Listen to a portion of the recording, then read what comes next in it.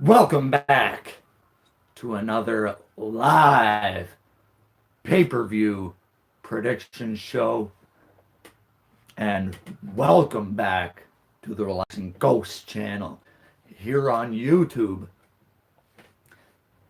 TLC, WWE's Tables, Ladders, and Chairs final pay-per-view of 2018. Man, this was a rough year for WWE. Just all around. These last few months have definitely been a drag. When you talk about WWE, Raw ratings have been down. Crown Jewel ratings, not Crown Jewel ratings, but the appeal of Crown Jewel and all that crap that happened there. I think WWE is definitely going to knock this one out of the park. We got 12 matches scheduled for Sunday's event. This is like WrestleMania numbers here. 12 matches. Wow. Definitely a little bit overbooked, but I'm kind of interested in this show. TLC definitely not the most technical show of the year. This is going to be a good, fun show, a good way to end the year, in my opinion. Here, before we get into it, guys, make sure you hit that subscribe button, drop a comment down below, let me know who you're picking to win at TLC. If we have anyone in the live chat, hit your predictions as we go along. Hello, Shields fan.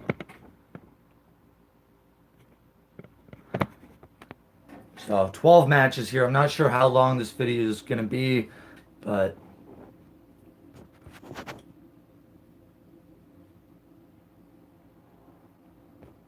it's 1 minute.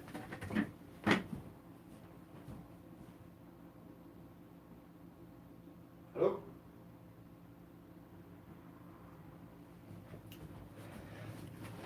So I'm pretty sure this is going to be one of those 4-hour shows with about a 2-hour pre-show, which kind of sucks.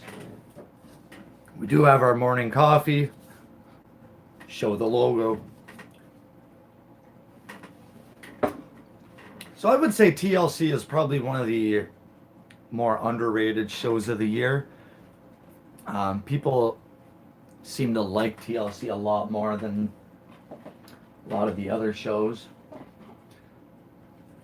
It's a gimmick pay-per-view, of course, and a lot of fun matches with the tables, the ladders, the TLC stuff. A lot of people really, really love that stuff. Speaking of which, I think I'm gonna watch SummerSlam 2000 tonight. I love SummerSlam 2000. If we could just reminisce about the original TLC days for a minute. Back in the day, I was watching these live, and my buddies were fans of the Hardys and the Dudleys. So I was kind of like the odd man out, and I went with Edge and Christian. And I was like, man, Edge and Christian, they really don't have much build to them. I really didn't see them winning this match. And shockingly enough, Edge and Christian had a clean sweep in those 3 TLC matches. They won at Mania 2000, SummerSlam, and WrestleMania 17. I think the Hardys were the favorites, definitely going into those matches, along with the Dudleys, who were probably more favored than Edge and Christian. So it was more shocking to see Edge and Christian winning the tag titles numerous times. And look at the tag title scene, moving along up until 2001. At WrestleMania 17, we had the TLC 2 match. Epic. The next month is Backlash. And then we had Austin and Triple H winning the tag titles from Undertaker and Kane. I think a lot of people kind of forget about how crazy the tag team scene was in 2000, 2001. Really fun just to kind of think about that stuff. You know, you had Edge and Christian, Hardys, Dudleys, guys like APA, the New Age Outlaws. And then you got teams like Undertaker, Kane, Austin, Triple H. Um, really, really good stuff there. So let's get into this pay-per-view. We are going to be at the SAP Center in San Jose, California. Not sure how many times they've been to San Jose, but I think one of the last times was around WrestleMania 31. Hello, Manuel. Yes, I'm ready. I'm ready. I'm ready. I'm ready. So I'm not sure if this card is going to be complete. There's still rumors surrounding Finn Balor and Drew McIntyre's match, along with Braun Strowman and the Baron Corbin match. I'm not sure what matches are exactly going to be on the pre-show. Hey, 2004 Punk.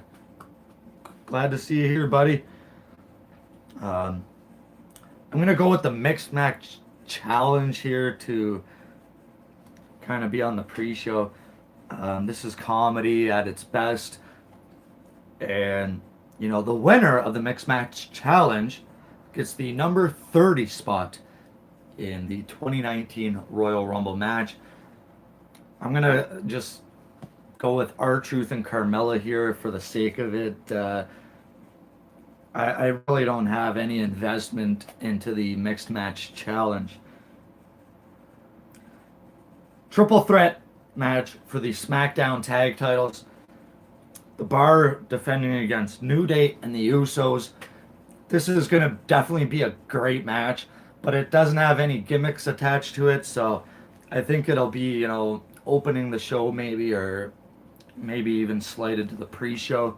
I'm going to go with the Bar to retain. There's no reason for them to drop the tag titles just yet. The Bar never really wins the big one. They have been champs, I think, now 5 times, and several times the Bar always comes up short. So most of these matches are, TLC, ladder, or table chair. Natalya versus Ruby Riott in a table match. We've seen on Monday Night Raw, Jim the Anvil Neidhart, rest in peace. On the on the table, we had a portrait of Jim on a table. I get it. You know, this is similar to, remember 2010? They did something like that. Natalya's been in a table match before. I'd like to see Natalya get the win here. She's my pick. Ruby Riott, very underrated. I think she could carry herself fairly well in this match. But the table gimmick, I don't like it. I don't feel like that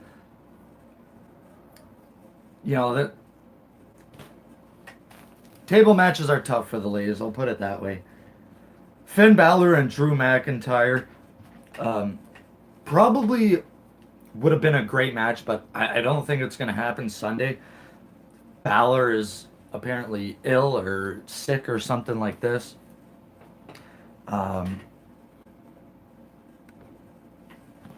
So, you know what? I really don't see the appeal of Drew McIntyre just yet. There's some people out there claiming that he's going to be in the main event of WrestleMania this year. I wouldn't go that far. Yes, the guy is definitely improved over the past decade, and he should. But I wouldn't throw him into the main event scene at WrestleMania this year. I would say give him a strong push for the next 6 months. Have him win the title at SummerSlam 2019. Buddy Murphy defending the Cruiserweight title against Cedric Alexander.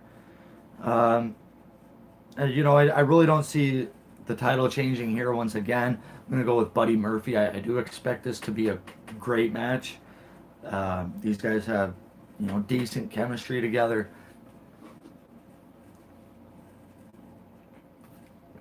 So, are you guys a fan of 205 Live? Do you guys watch 205 Live? And would you rather the cruiserweights be incorporated into Raw or SmackDown, or do you enjoy the 205 Live show itself? Because I don't think the cruiserweights deserve their own show. Um, I feel like this hour or whatever that's dedicated to the cruiserweights could definitely be used for other stuff, or it could just be scrapped. Um, Next up here, we got a guitar on a ladder match.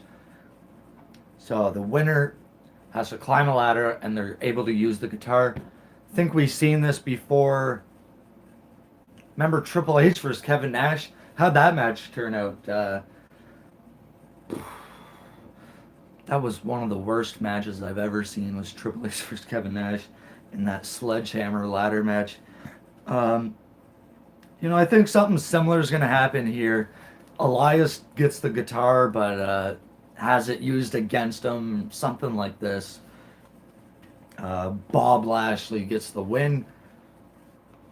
Or, what's his name there? Leo Rush getting involved and then costing Elias the match either way. It's going to be another schmoz. Good old schmoz. The new Daniel Bryan defending the WWE World title versus AJ Styles in just a regular match. I do expect this to be a great match. I think it's time to turn AJ Styles heel, but then again, WWE is lacking in top baby faces at the moment as well. So I really don't see Styles turning heel either. Daniel Bryan to retain.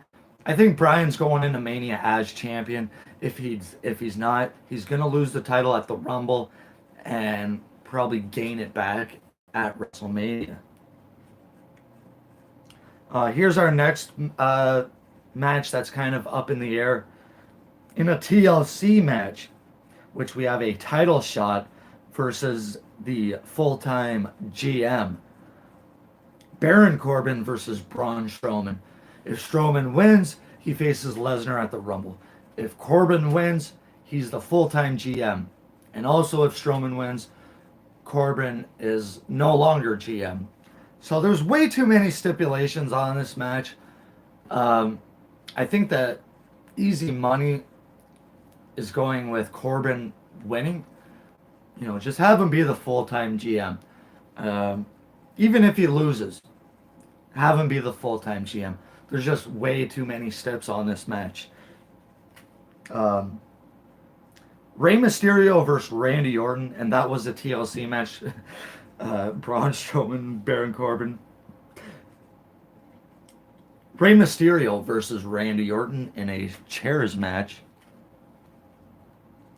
I don't expect this match to go long. I'm going to go with Randy Orton hitting a RKO on the chair for the win.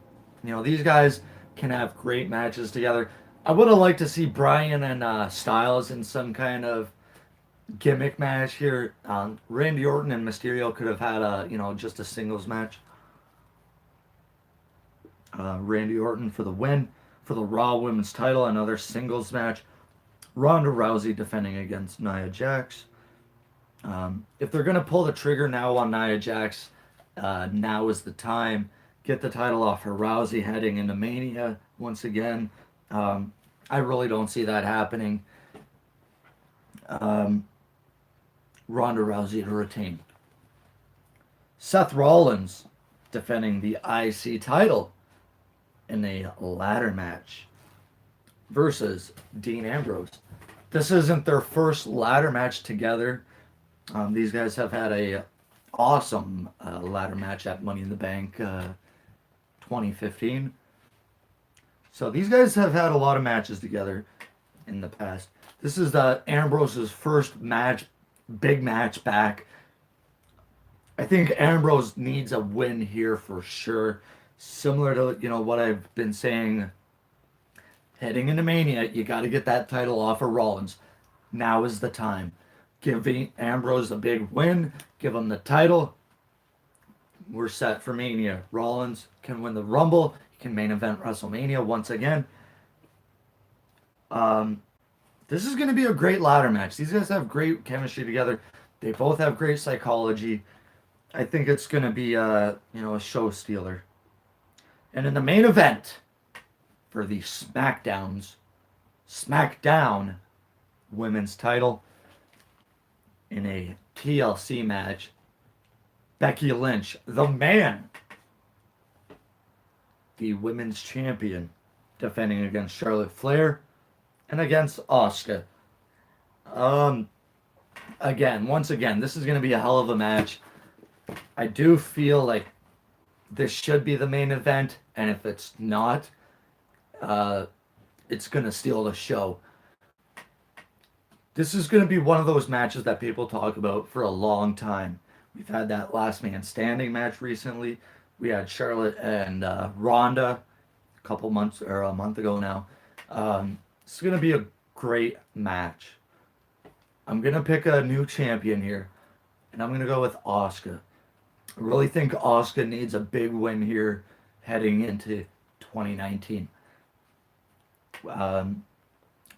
Comment down below, guys, who should win the women's title. I think Asuka should be a heel, or at least a tweener, more on the heel side of things, and have her hold that strap until Mania, where she could defend it against Charlotte Flair in a rematch from last year, or this year. Asuka has had a rough 2018, and you could kind of sweep all that under the rug by have her win this big match. That's my thought. If it doesn't happen, Becky is going to retain. Let me know your thoughts, guys. Some of my favorite TLC matches, are some of the originals. If you'd like to see a top 5 TLC matches, that's something I could put together. We do have a few other top 5 videos to get through. Someone mentioned Goldberg and I think Undertaker, top 5 favorites. If we have any questions from the live chat, let me know your questions, guys. Or I'm just going to kind of end the stream here. If anyone's still in the chat, can we send a message? Hello? Hello?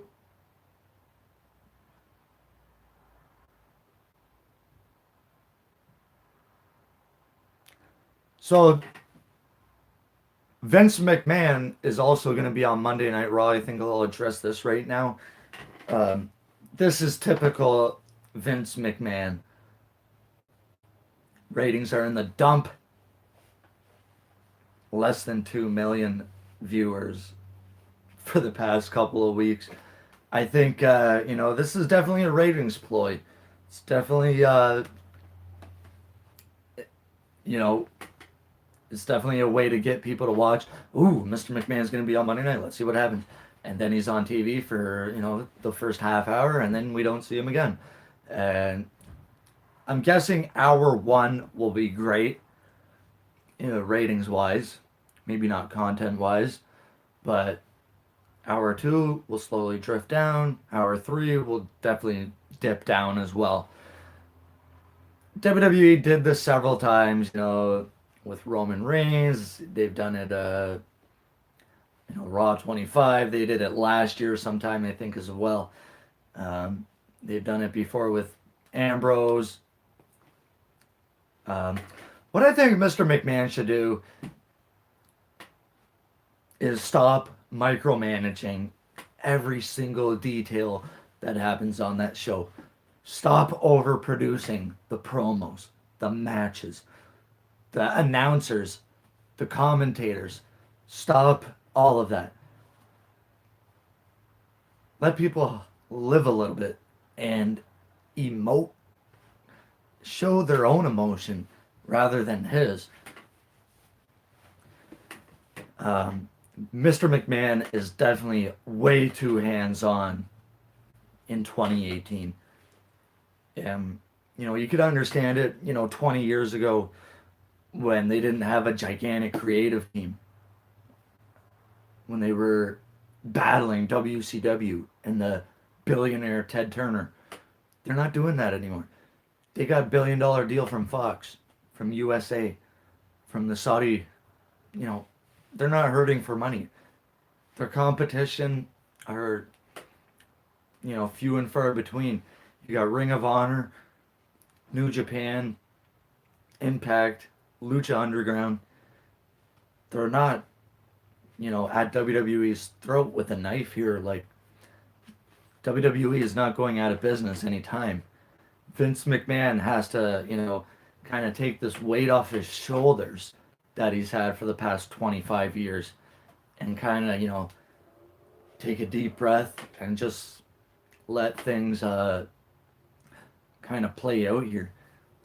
Let the creative team come up with things and let it play out and see how that goes rather than saying, nah, I don't like it. I'm rewriting Raw to, an hour before the show starts. That's not a way to run a, multi-million dollar company here. Vince McMahon definitely has to step down as the CEO within the next 5 years. I don't think it'll happen. He'll probably be dead before he steps down. And that sucks to say. Let me know your thoughts on TLC, guys. Comment down below. I guess we have no questions or nothing like that. Take some time. Hit that subscribe. Let me know what's going to happen with Mr. McMahon Monday. Who are you picking for TLC? We'll talk to you later. Peace.